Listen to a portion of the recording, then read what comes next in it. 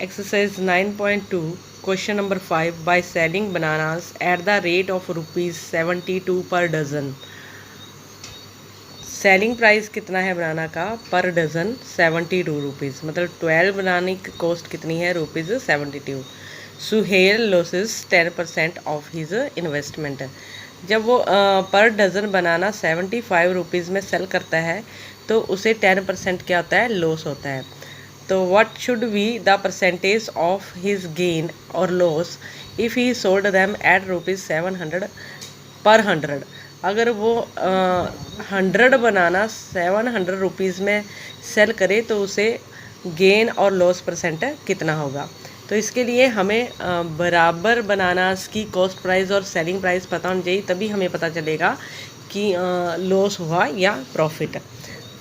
तो 1 डज़न में 12 ऑब्जेक्ट होते हैं. सेलिंग प्राइस 12 बनानास का कितना आ गया 72 रुपीज़.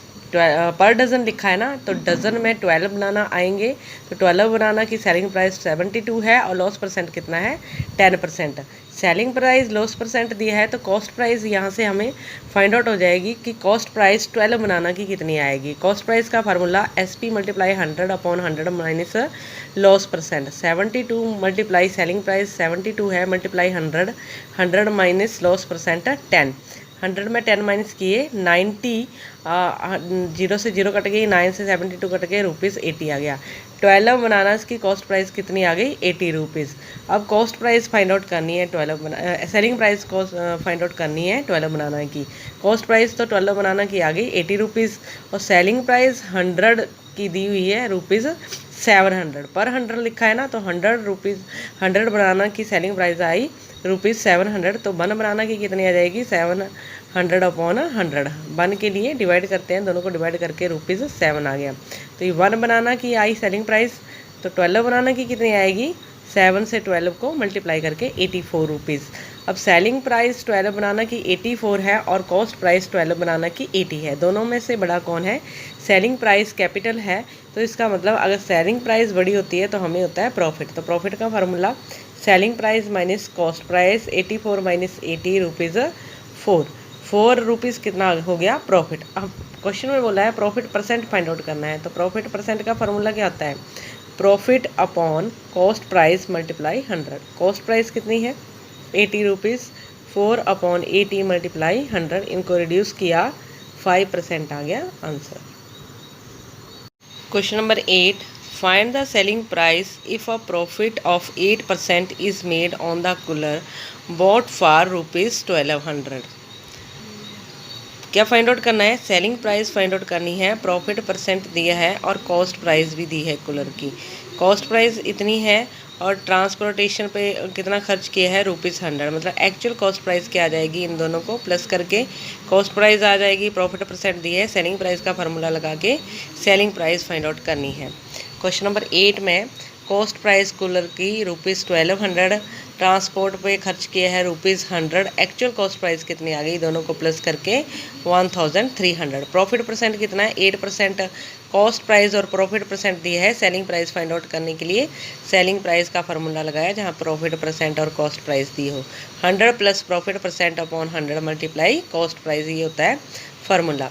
तो 100 प्लस प्रॉफिट परसेंट के प्लेस पे 8 पुट कर दिया, 8 है अपॉन 100 मल्टीप्लाई कॉस्ट प्राइस कितनी है 1300.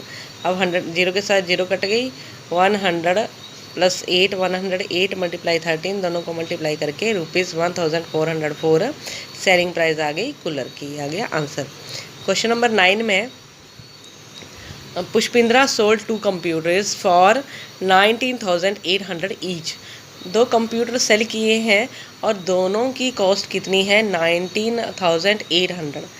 19,800 है सेलिंग प्राइस दोनों कंप्यूटर्स की. On 1 he gained 10%. जब एक कंप्यूटर वो बेचती है तो उसे प्रॉफिट होता है 10%, और जब अदर बेचती है, दूसरा बेचती है, तो उसे लॉस होता है 10% का.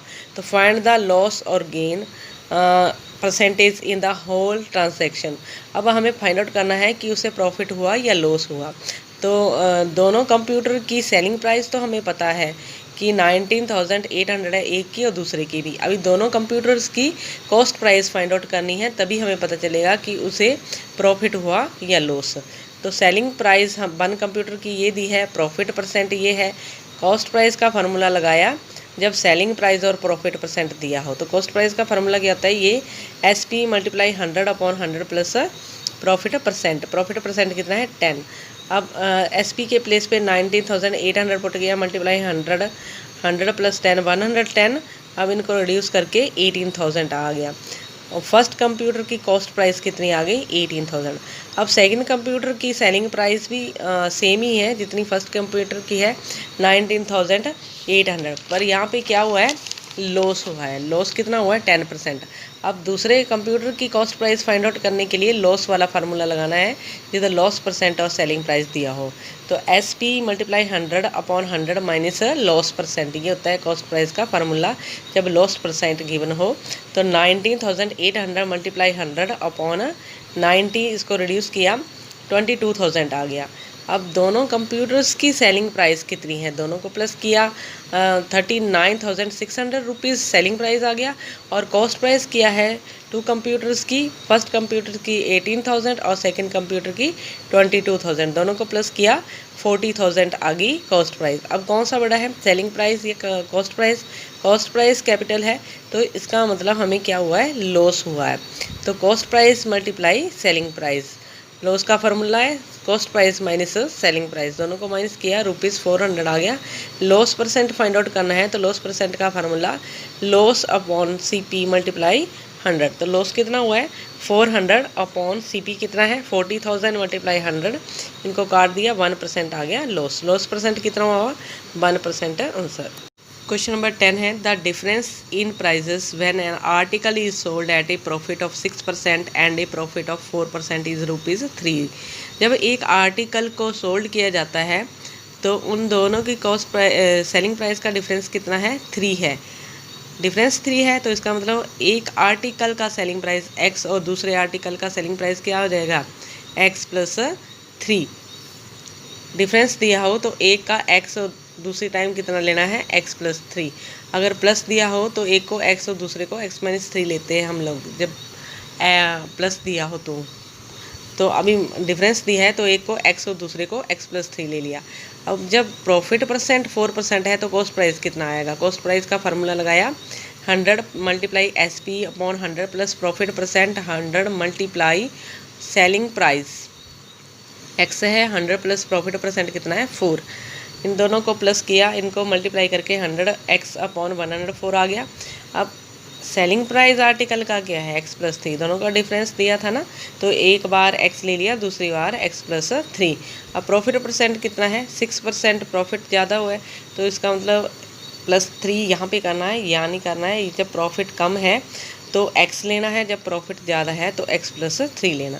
तो कॉस्ट प्राइस का फार्मूला लगाया 100 मल्टीप्लाई SP कितना है X प्लस 3/100 प्लस 6 कितना आ गया 100 into X plus 3/106।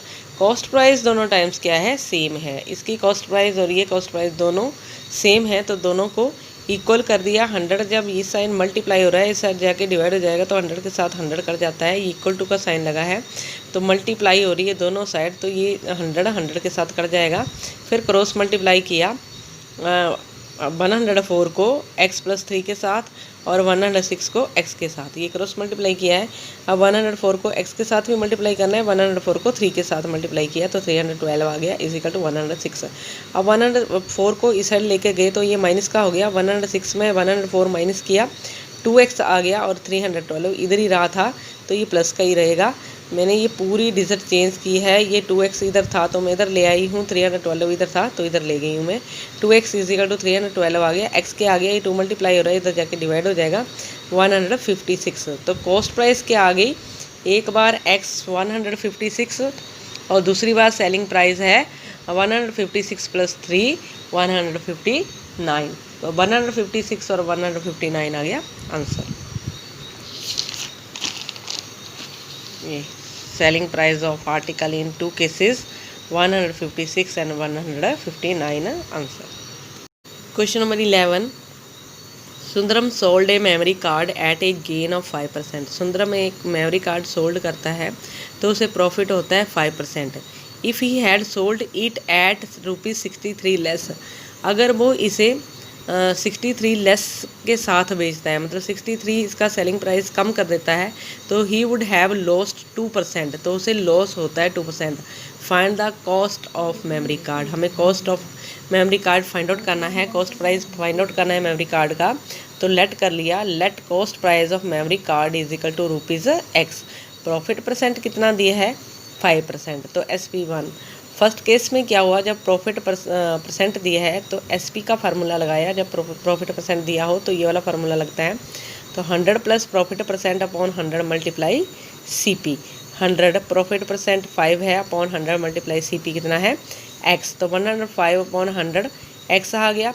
Cost price memory card का ₹x है, लॉस क्या हुआ, दूसरे केस में क्या हुआ, लॉस हुआ 2%, तो SP2 सेलिंग प्राइस कितना आ जाएगा, जब लॉस दिया हो तो ये वाला फार्मूला लगता है 100 minus loss percent upon 100 multiply cost price 100 minus 2 upon 100 into x, 98 upon 100x। अब अकॉर्डिंग टू क्वेश्चन क्या है कि जब वो 63 लेस के साथ बेचता है तो उसे लॉस हुआ, ये लॉस हुआ 2%, तो इसमें 63 माइनस करने हैं इज इक्वल टू SP2। अब SP1 105 अपॉन 100x है, SP2 कितना है 98x अपॉन 100। अब x वाली टर्म में एक साइड ले जानी है, 63 कॉन्स्टेंट है तो इस साइड ले आए इसे, फिर LCM लेके x की वैल्यू फाइंड आउट कर लेनी है। तो ये 105 upon 100x minus 98 upon 100x is equal to 63। LCM लिया 100 आ गया, 105 multiply minus 98x is equal to 63, दोनों को माइनस किया 7x upon 100 is equal to 63, cross multiply किया 7x is equal to 6300। 7 multiply हो रहा है, इधर जाके डिवाइड हो जाएगा, ₹900 आ गया। Hence cost price of memory card कितनी आ गई, ₹900 आंसर। 12 क्वेश्चन में है, a manufacturer gain 20%, the wholesaler gains 10% and the retailer gains 12 of 1/2%, what will be the cost of production of juicer whose retail price ₹2673। Cost price हमें find out करना है, late कर लिया ₹x। Profit percent कितना दिया है 20%, तो selling price का फार्मूला क्या होता है, जब कॉस्ट प्राइस और प्रॉफिट परसेंट गिवन हो तो ये वाला फार्मूला लगाया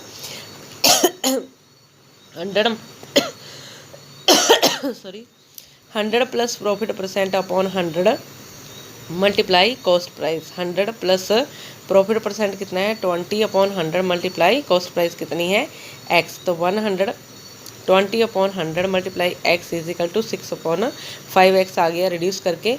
और इसका जो सेलिंग प्राइस है वो होल सेलर का क्या बन गया, कॉस्ट प्राइस बन गई। प्रॉफिट दिया है होल सेलर की 10%, SP का फार्मूला लगाया जब सेलिंग कॉस्ट प्राइस और प्रॉफिट परसेंट दिया है, तो ये वाला फार्मूला लगेगा 100 plus profit percent upon 100 multiply cost percent cost price, 100 plus 10 upon 100 multiply 6 upon 5x, दोनों को प्लस किया 110 अपॉन 100 मल्टीप्लाई 6 अपॉन 5x, इनको रिड्यूस किया 33 अपॉन 25x आ गया।